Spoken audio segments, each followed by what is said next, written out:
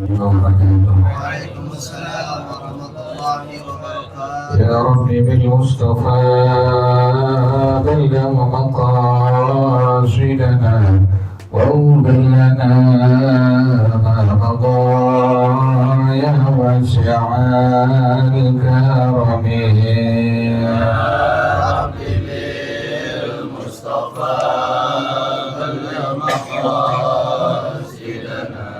واغفر لنا ما مضى يا واسع الكرم لم يهتل قد وضعها مطلقا أبدا وما تثاب أصلا في مدى الزمن رب بالمصطفى بلغ مقاصدنا واغفر لنا ما مضى يا واسع الكرم إن عد وامض فلم تخرج وما وقعت ذبابة أبدا في جسمه الحسن رب بالمصطفى بلغ مقاصدنا واغفر لنا ما مضى يا واسع الكرم بخلفه كأمام رؤية ثبتت ولا يرى أثر بول منه في علنه رب بالمصطفى بلغ مقاصدنا واغفر لنا ما مضى يا واسع الكرم وقلبه لم ينم والعين قد نعست ولا يرى زله في الشمس ذو فاطم رب بالمصطفى بلغ مقاصدنا واغفر لنا ما مضى يا واسع الكرم فكفاه قد علتا قوما إذا جلسوا عند الولادة سفيان بمؤاخذة رب بالمصطفى بلغ مقاصدنا واغفر لنا ما مضى يا واسع الكرم هذه الخصائص فاهبتها تكن آمنا من شر نار وسراق ومن محن رب بالمصطفى بلغ مقاصدنا واغفر لنا ما مضى يا واسع الكرم مولاي صل وسلم دائما أبدا على حبيبك خير الخلق كلهم رب بالمصطفى بلغ مقاصدنا واغفر لنا ما مضى يا واسع الكرم محمد سيد الكونين والثقلين والفريقين من عرب ومن عجم يا رب بالمصطفى بلغ مقاصدنا واغفر لنا ما مضى يا واسع الكرم ومن تكن رسول الله نصرته إن تلقوه الأسد في أعجابها تاجمه يا رب بالمصطفى بلغ مقاصدنا واغفر لنا ما مضى يا واسع والحبيب الذي ترجى شفاعته لكل حول من الأهوال مقتحمين. يا ربي بالمصطفى بلغ مقاصدنا واغفر لنا ما مضى يا واسع الكرم. وكلهم من رسول الله ملتمس غرفا من البحر أو رشفا من الديم. يا ربي بالمصطفى بلغ مقاصدنا واغفر لنا ما مضى يا واسع الكرم. وكلهم من رسول الله ملتمس غرفا من البحر أو رشفا من الديم. يا ربي بالمصطفى بلغ مقاصدنا واغفر لنا ما مضى يا واسع الكرم. يا نفس لا تقنطي من ذلة عظمت إن الكبائر في الغفران كالأمم. يا ربي بالمصطفى بلغ مقاصدنا واغفر لنا ما مضى يا واسع الكرم. وليديك رسول الله جاهك بي إذا الكريم تجلى باسم منتكم. يا ربي بالمصطفى بلغ مقاصدنا واغفر لنا ما مضى يا واسع الكرم. لعل رحمة ربي حين يقسمها تأتي على حسب الإصيان في القسم. يا ربي بالمصطفى بلغ مقاصدنا واغفر لنا ما مضى يا واسع الكرم. مولاي صل وسلم دائما أبدا على حبيبك خير الخلق كلهم. يا ربي بالمصطفى بلغ مقاصدنا واغفر لنا ما مضى يا واسع الكرم. اللهم صل وسلم وبارك عليه وعلى آله الفاتح لرسول الله صلى الله عليه وسلم ثم إلى أرواح آبائه وإخوانه من الأنبياء والمرسلين والصحابة أجمعين والعلماء العاملين ثم إلى أرواح آبائنا وأمهاتنا وأجدادنا وجداتنا ومشايخنا ومعلمينا في الدين ولجميع المسلمين والمسلمات والمؤمنين والمؤمنات شأن شيخنا ومرب أرواحنا الحبيب عبد الرحمن بن أحمد السباح شيخنا ومرب أرواحنا الحبيب علي بن الحبيب عبد الرحمن السباح شيخنا ومرب أرواحنا إهدنا ودن من جهل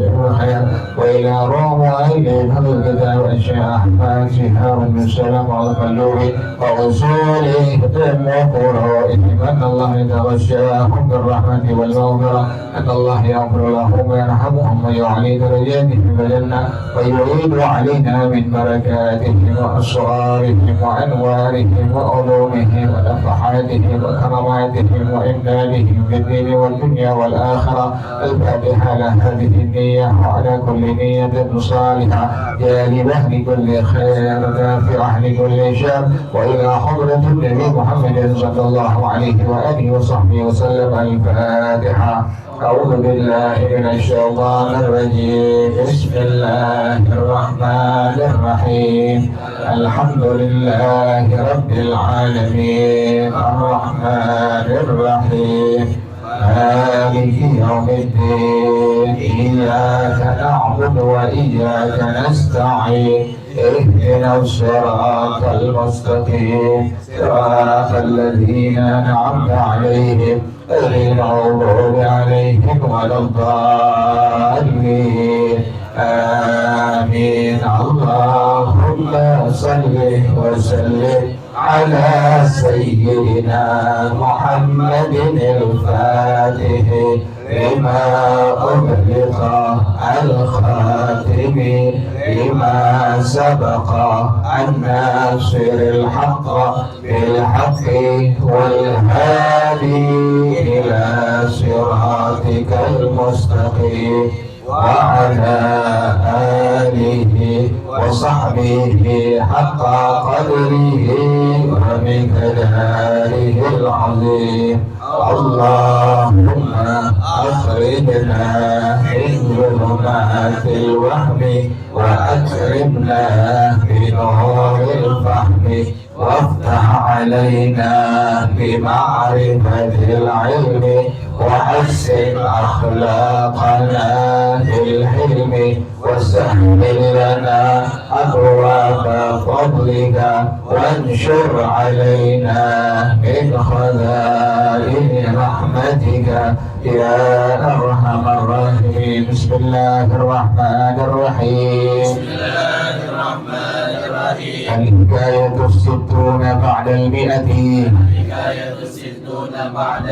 في تحديد الأخلاق لطيفة روية أن الربيع الجزية صاحب الإمام الشافعي رضي الله عنه مر يوما في أزقة مصر وإذا إنجانة مملوءة رمادا تريها على رأسه فنزل عند دابته وأخذ ينفض ثيابه فقيل له ألا تزجرهم فقال قد استحق النار وسولها بالرماد وليس له أن يغضب.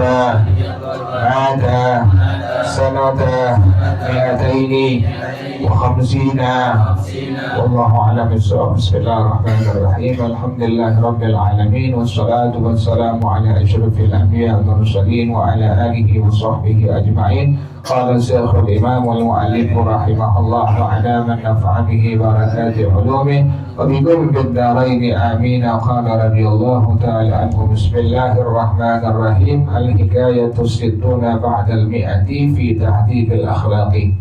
Hikayat yang ke-160 tentang mendidik akhlak, mendidik budi pekerti. Latifatun, ini sebuah kisah yang indah. Ruwiyah, diriwayatkan An-Rabi al-Jiziyya sahib al-Imam Syafi'i radhiyallahu anhu, bahwasanya al-Imam Ar-Rabi al-Jizi, beliau ini murid daripada al-Imam Asy-Syafi'i. Imam Syafi'i muridnya banyak. Di antara yang masyhur itu, yang populer itu dua. Pertama Al-Imam Al-Muzani, yang kedua Al-Imam Al-Buwaiti. Nah, ini juga sama ini. Al-Imam Ar-Rabi juga sama. Beliau ini di antara murid daripada Al-Imam Asy-Syafi'i radhiyallahu anhu. Cuma yang banyak orang kenal Al-Imam Al-Muzani dengan Al-Imam Al-Buwaiti. Yang kedua ulama inilah yang merupakan murid daripada Al-Imam Asy-Syafi'i yang sampai hari ini orang tahu. Kalau disebut Al-Imam Al-Muzani, disebut Al-Imam Al-Buwaiti, pasti ini keduanya adalah murid daripada Al-Imam Asy-Syafi'i radhiyallahu anhu wa rahimahu. Jadi juga di antara murid Imam Asy-Syafi'i namanya Al-Imam Ar-Rabi Al-Jizi. Dan banyak yang ulama itu melahirkan ulama lagi. Ulama melahirkan ulama lagi itu. Nah, ini Al-Imam Ar-Rabi Al-Jizi yang merupakan murid daripada Imam Asy-Syafi'i radhiyallahu anhu, marra yauman fi azqati Misra, satu hari beliau pernah lewat di gang-gang yang ada di kota Mesir. Kata Imam Asy-Syafi'i, beliau pernah tinggal di Baghdad, juga pernah tinggal di Mesir. Makanya ada qaul qadim, ada qaul jadid. Ada pendapat beliau, berfatwa beliau di kota Baghdad, inilah yang disebut sebagai qaul qadim.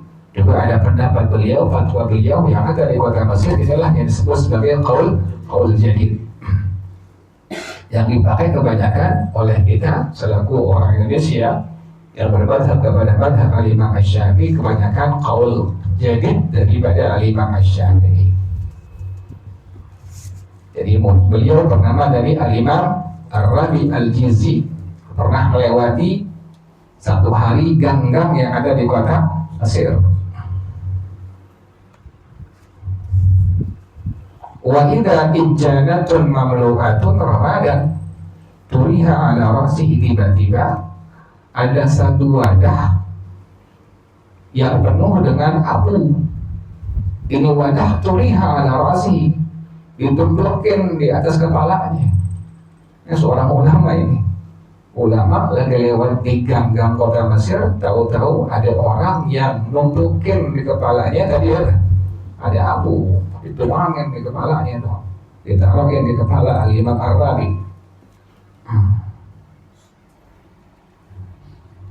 Fanazala an dabatihi, maka beliau turun dari kendaraannya.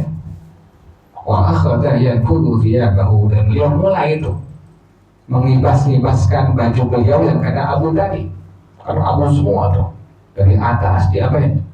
Dituangin, diseborin abu dari atas tuh, sehingga baju beliau yang beliau pakai itu semua kena abu semua. Yang pada akhirnya beliau turun dari kendaraannya, kemudian beliau kibas-kibasin bajunya. Faqila lahu, maka ada muridnya bilang kepada beliau, ala tasjuduhum, apakah engkau ingin memarahi mereka semua? Apakah engkau ingin membentak mereka semua? Kalau gitu gimana gitu?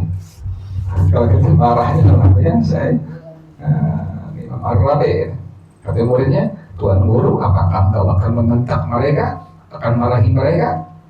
Apa jawaban dari Al-Imam Ar-Rabi radhiyallahu anhu wa rahimah? Qala man istahaqqa an-nar wa suriha bir-ramani falaysa lahu an yaghdaba. Orang yang berhak sebenarnya mendapatkan siksa neraka Allah, tapi cuma dapat di alam dunia abunya saja, falaysa lahu an yaghdaba, maka dia enggak layak untuk marah. Allah luar biasa. Kiasnya ke sono ke akhirat. Sebenarnya saya mesti dapat nerakanya Allah, tapi alhamdulillah di dunia Allah kasih apa? Abunya, maka saya nggak berhak untuk marah. Itu namanya tahdidul akhlak, mendidik akhlak kita ya. Kalau kita begitu mencah-mencah ya, marah-marah. Kalau kita ini ulama ya, luar biasa. Al-Imam Ar-Rabi dituangin abu, kemudian beliau turun, beliau kibas-kibasin baju beliau, nggak marah. Dia bilang dengan kalimat man istahaqqan nar wa suliha bir-ramad falaysa lahu an yaghdaba. Orang yang berhak sebenarnya mendapatkan siksa neraka Allah dan cuma dapat siraman dari abu orang-orang yang suka kepadanya, maka seyogianya dia tidak mesti marah. Subhanallah ya. Jadi bisa nggak begini nih? Bisa, insyaallah bertahap ya. Luar biasa. Dulu ada pernah dapat cerita tuh. Bin Abdurrahman bin Ahmad Segaf di Parung Banteng itu, kan dulu kita di Parung Banteng ya pernah ngalamin tuh, mampir di sana tuh. Kemudian ada orang yang gak suka dipalangin, pakai bambu, pakai kayu, pakai segala macam. Biar tujuannya biar apa? Biar gak ke situ. Beliau nggak marah, beliau pindah ke tayang tuh ya, al-bushro. Kayak begitu ulama-ulama ya. Jadi menghadapi sesuatu dengan tidak apa? Dengan tidak emosional, dengan tidak marah. Luar biasa tuh. Kalau kita mencah-mencah, apaan tuh? Dituangin tadi apa? Dituangin abu, depan orang, depan murid ya tuangin abu. Mata sanata mi'ataini wa khamsina, beliau meninggal pada tahun 250 Hijriah. Jadi masa keemasan ya, masa keemasan dari ulama yang belajar langsung kepada Al-Imam Asy-Syafi'i radhiyallahu anhu rahimah wallahu a'lam bissawab. Ya Rasulullah, salamun alaika ya Rabi'asy